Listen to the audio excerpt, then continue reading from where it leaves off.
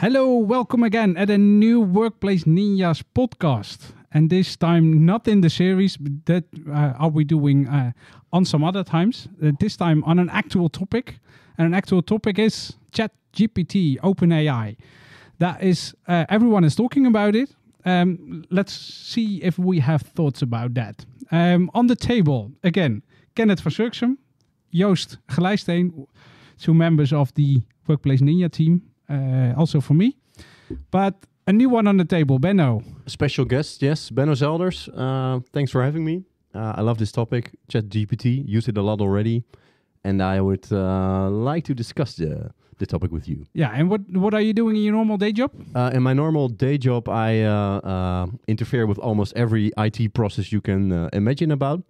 And that also makes my role within Pink Elephant really interesting. Yeah, so today we are at Pink Elephant because our local meetup, the first one for 2023, is actual going on this afternoon, and we are hosting at Pink Elephant. So also thanks for having us on that side. ChatGPT, what is it, Benno? Well, I would like to call it Clippy on steroids, like everybody calls it already. But I think it's the extension for IT personnel, like the replacement for Google. Instead of let me Google it, you can let me ChatGPT it. So I think it's a great development. And Kenneth, do we see enhancements or already some things that we can use like OpenAI in the workplace area? Well, what's quite interesting is that in the last couple of weeks, we see more and more people actually using ChatGPT to generate their scripts, starting to integrate that into their logic apps, Power Automate. We even see integration in other products taking place. So I'm especially surprised with the speed in which people pick up this new technology. Yeah, and I saw also Bing, the new Bing, announced last week, I think. So I'm on the wait list, actually. Probably. Me too. Yeah, me too. Too sad. But nobody in yet. No. Because we now see people actually getting into the preview, and you can of course enhance that, but you need to put Bing as your favorite search engine and make some other modifications to your OS in order to be considered earlier than other people. So are we willing to do that already? So that's the question. Yeah, well, that's a big question. I'm not going to answer that yet. So, Joost, are you changing your system environment? No, definitely not. Trying Bing for now, but that's more we want to score points. Yeah, the bonus points. It's like a competition. Yeah, that's also a thing within Bing, but definitely not to change your default search provider at the moment. But on the other hand, if the OpenAI addition into Bing, if that's working and what they are saying that is working fantastic, but let's see if that is working for us also. But if that does, probably I will change my search provider. Yeah, me too. Yeah. Well, depends for me, because just to clarify it, is that I use things like Google for specific things, and I think I will use ChatGPT for different things and not Google in the same way. Yeah, and what about BART, the Google variant on that? I'm eager to see that also. I think it's a great development, but I only saw the press conference with the big mistakes that were happening at that moment. So I was using OpenAI a few weeks ago with one of my children. The eldest one is on higher education, and he said, I need some text for a thing that I have to do for my exam. So let's see if that can be realized within OpenAI ChatGPT. And then I was actually impressed by the things that it was reporting.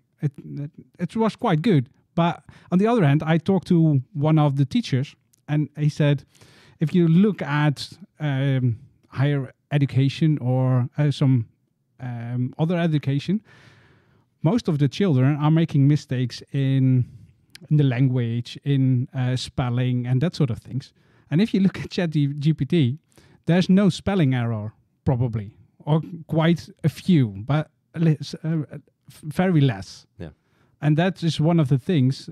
Normally, children are making spelling errors and that sort of things. Mm-hmm. So probably that is, they are not walking away from it, but they are challenging with it. Yeah. Yeah.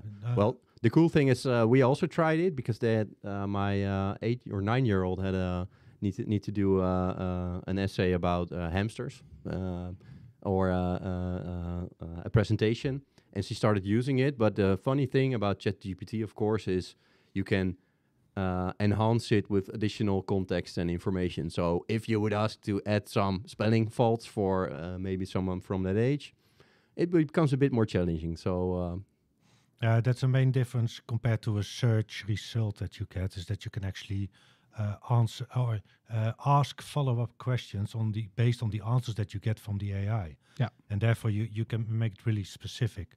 On the other hand, I think that the answer that you're actually getting from the AI heavily depends on the questions that you ask. So actually learning, especially children, how to ask the right questions will be quite important. And that, in my opinion, should be something that they will teach at schools. Yeah. Asking the right questions. Yeah, absolutely. Yeah. But in the area where are we working, where we're active in from a company perspective, do we see things that we can use from ChatGPT or OpenAI in the landscape where we're working in? From an MSP perspective, there are some things we are already looking at. Is of course the whole self-service part for frontline or the first line, because it answers so many questions already about how to use stuff. It's bizarre, and you can train it in the skill level, etc. But of course, other things we are using it already for is just to challenge or improve existing scripts or procedures, and to make it even more efficient and better. So I use it a lot to challenge my super expert scripting colleagues in automation and other stuff, just making the joke that, let's see how ChatGPT does it. And we all know it's limited to a certain date, so it's not the newest information, but it already is so powerful for that part. Yeah. It triggers everybody. So in the shock effect, I think, from our perspective, it's a win already. Yeah, totally agree on that point. As I see it, many people nowadays use it to generate their scripts, and most of them are directly usable without any modification. We should, of course, be critical about what's being generated, again, because it depends on the question that you are asking. But I'm actually seeing quite some good results there already. And why make it hard for yourself if you have an AI who can generate a script for you? I don't see any issue with that. No, but probably it's not that good that you are directly that you can use it directly in your environment. So you have to check and you have some knowledge to read that and to make it actual working in your production environment. But it gives you so much information and challenges you. It challenges you to. So you know what step you need to take to make it working in your actual environment. Yeah. And one other thing that you actually see happening now is that you actually see people on the offensive side using it to generate scripts. Yeah. But if you start thinking about it, what people on the attacking side start using AI to create attacks, and that's something that's also possible. So it will be really interesting to see what the cat and mouse game is going to be when OpenAI can be used. Yeah, hopefully, OpenAI ChatGPT will learn itself that it gives you the advice to defend, that it gives me the advice to protect, to attack that in the correct way, or the other way around. Yeah, it's like a stalemate. Is it already being used for Sentinel or other stuff in the security landscape? Yeah, in the security landscape at the moment, a few people are trying to use that. What you see at the moment is that the amount of unusual stuff, the stuff that you can't use at actual, is really great. But they are making steps that it's quite good. I saw one of my former colleagues, Jeroenise, has done a few YouTube videos on that. That was first create a KQL on the log analytics workspace, so to see if you can get a certain information, especially from your Sentinel workspace. On the other hand, the other way around, give it a very difficult script, a KQL script, KQL query, put it in ChatGPT and let ChatGPT answer you what that script is all about. So, and then it was a very long script, and then you see in bullet points, what that script actually does. So that was quite good. And then you have a final description about that script, and you can deliver that to other people. So that, I think that helps also.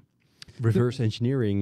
Nice. Yeah. Yeah. Nice. Yeah, but also the whole modeling part. So I saw an example where somebody said, well, just create a database, perform this and this on it. And it's actually able to perform that and provide you with what the expected outcome would be if you do that like that. Yeah. Cool. So it's more than just building or asking questions. It's also about maybe building a surrealistic version of something that you want to build. And ask it some questions already, which you can use later to actually build it. Yeah. So it's. I think we are just seeing the tip of the iceberg on what the possibilities are. Yeah, and the next thing that I saw was one of the Kenneth was talking about logic apps, the use of logic apps. When you do that within Sentinel automation, you can use an actual incident. Parsing all the information that's coming from that incident into a question regarding ChatGPT, then ChatGPT can answer you what the triage should be. So is it true positive, is it false positive, and so on. So with ChatGPT, you can also handle a specific incident to close it afterwards. So that is, I think it's challenging because if you automate that stuff, you need to really know that it's good. But yeah, I think if we see in the future that there also will help for automatic triage and that sort of stuff. So the basics, the easiest part can be handled that way. So we don't need to automate all that sort of stuff in a database. So we can use ChatGPT, for example. Yeah, and I personally think that we will stay skeptic about its possibilities. Always asking, is that the right answer that we are getting? But don't get me wrong, I think looking at the children who don't know better, they will actually take this whole IA thing for granted, and then they will just assume that the answers given by the AI are correct. Yeah. So it can also be a generation thing. The other thing, Benno, what I see, you are delivering services to customers. So you have a service description, for example, and that sort of descriptions of the products. Yeah. Can you use it for that? Of course, because you could, and that's what we had an example about a knowledge session, for example, about a product or a service we delivered. And just by inputting the service description and making it understandable for a certain category of people with a certain context, it translated it to something more explainable to the target audience you have. So that's like one of the big challenges of IT, is that we are too much into IT, that we cannot talk non-IT. And this is like our universal translator maybe for talking to normal people. So that's also one of the big pluses. And I wanted to hook in on the last thing that Kenneth also said, by the way. Sorry. Go ahead. It's like there are also, of course, a lot of sci-fi movies and scenarios about automatically choices made by artificial intelligence. But it's helping now already also for the medical part in judging in when you should treat somebody or not, and how bad it could be also. The dangers are there, of course, but it saves so much time. But this is like the new calculator. People stop forgetting how to calculate, or the spelling check in Office or etc. People don't get it anymore. So it is so fascinating. They assume it's just there. Yeah. and they couldn't do their normal job without it anymore. It's almost a Hans Theeuwissen scene about it's written, so it's true. Yeah, So so that will be quite interesting to see how that will evolve. But I'm certain that within now and a couple of years, for us, we will take this technology for granted as well and use it during the day. And do we think we're going to be replaced by it? Absolutely not. no. You know what I like more about it? It's the more creative you are, the more successful you are with ChatGPT. So you need to ask the right question, and then you get the most extreme answers with new possibilities. So be creative. We see it with other search engines as well. If I visited a lot of customers, there's actually an issue, and more than 2 people start actually Googling what the answer could be, and you have 3 people with 3 different results. And it's all a matter of how you ask the question. And I've seen some use cases actually for the Bing search engine, which is actually quite capable of handling such complex queries. Only there are not many people who are able to feed Bing with the right questions. And then on the other hand, what I saw in the past day, the first people are allowed into the new Bing, and I'm in a group of people, Microsoft certified trainers. I think you are also. I'm there as well. In that group, there are people asking about an event, like a local meetup that is taking place in the next few weeks, and what sponsoring is regarding that event. And actually, if you ask OpenAI ChatGPT on that, they have a database from until 2021, I think. Yeah. And the Bing was using more and more recent data on that. Oh, wow. So hopefully that will bring other things to the table for that. So it's connected now. Yeah, Skynet's coming. Yeah. We are all going to be terminated. No. No, I don't think, Joost, to give an answer on your question, I don't think the people is replaced. I totally agree with the others.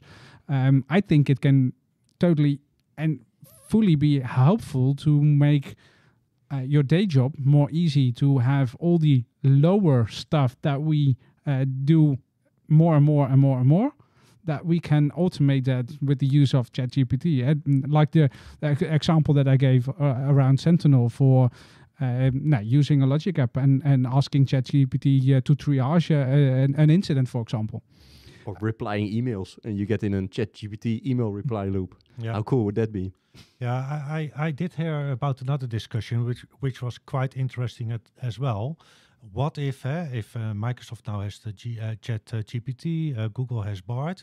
What will happen if we actually make those 2 AIs talk to each other and ask them real questions, for example, on how to achieve world peace and what the outcome will be of that? And they were actually joking that a possible outcome would be, of course, to eliminate human species. But it will be that's going to happen in the short term, and it will be really interesting to see how that will work together as well. Yeah, so we saw some examples within the security area where it can be useful. Do we think in the workplace area where we also working or identity perspective, do we see things that we can use regarding ChatGPT and then not the service descriptions, for example? Take, for example, if Microsoft is planning on integrating it into the Microsoft 365 apps. Yeah. So what would be nicer if you have like a complex Excel sheet and just ask the questions that you would normally solve by creating a pivot table, for example. Yeah, is there on in the Excel, for example, is there not already such as technology? Because if I do some tables, then it fills the rest from it fills in. But you need to know how. And by using ChatGPT, you can just ask the question in normal language, and it will automatically create it for you. Yeah. So that's actually the main difference. You can do it now, but in this case, the AI will dramatically simplify what you are trying to accomplish. Yeah, I and already announced it for Office, for Teams, for Yeah. Outlook and everything. Yeah. It's going to be integrated as well. Yeah, so I think let's have a look on all the Microsoft products. Well, they will integrate. Bing is now the first thing I think that will be published in the next coming days. I know the Microsoft Office apps, but also the security related tools that they Microsoft Defender, for example, they are also integrating ChatGPT or OpenAI. They will integrate it. And Teams, of course, the Teams Premium part and the Metaverse, and it will all will be bizarre how much it will be integrated, I think. Yeah. Cortana. But we will be How cool would Cortana be? Would it be something now? Yeah, Wow. I saw some pictures like Clippy that is coming back. How cool would that? Nah, this is amazing times. Wow. Yeah, indeed. But if you look at it, Clippy was of course an early product with similar functionality. So I think it's actually quite cool that they will bring it back. And maybe they will also have a replacement for Microsoft Bob, one of the old concepts, but then on AI steroids. Guess we'll never know.